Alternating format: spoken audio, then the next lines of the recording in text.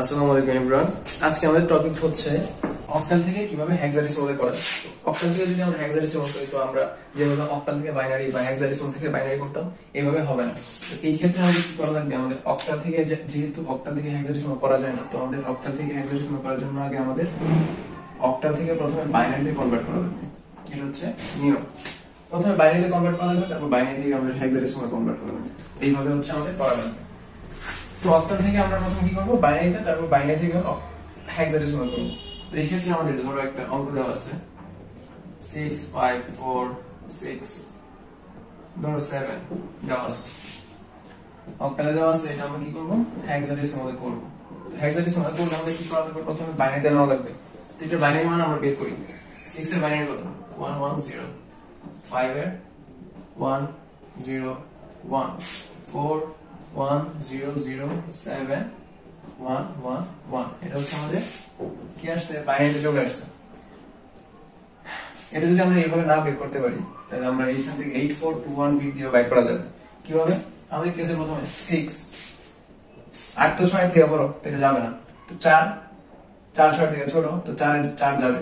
4 এর সাথে কি যোগ করলে আমাদের 6 হয় 2, 2 এর নিচে 1, তারপরে কি হবে 0। তার মানে এটা আমাদের 6 এর জন্য। তাহলে 5 এর জন্য কি হবে, 5 এর জন্য হবে, আমরা 5 তো 4 এর থেকে বড়, তো 4 যাবে, 4 গেল, তারপর কি 2। এখন 4 আর 2 যদি আমরা যোগ করি তাহলে কি হইতাছে, 6 হইতাছে। তো 6 হইলে কি হবে, এটা যাবে না, তো এটা নিচে আমাদের কি 0 হবে। তো 4 আর 1 কত হইতাছে 5, তো এই ক্ষেত্রে এখানে 5।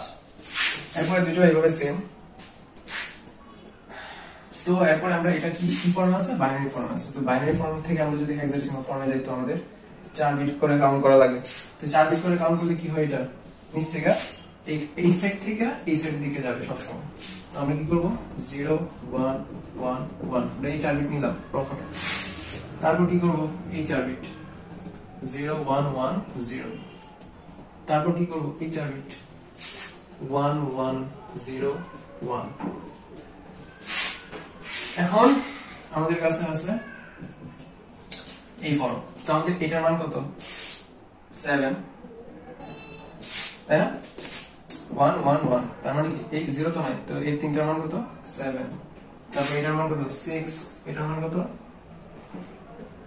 8 12 13। এখানে কি হবে 13, কিন্তু হেক্সাডেসিমাল 13 বলতে কিছু নাই। তার মানে 13 মানে হচ্ছে আমাদের ডি। কিভাবে, আমরা 9 এর পর থেকে ধরি A B C D E F, তাই না। তো 9 এর পর থেকে যদি ধরি এটা কি 10 11 12 13 14 15, এই ক্ষেত্রে 13 সমান কি ডি। ওকে, তো আমাদের आंसर কি আসলো, ডি 6 7। এটা হচ্ছে आंसर।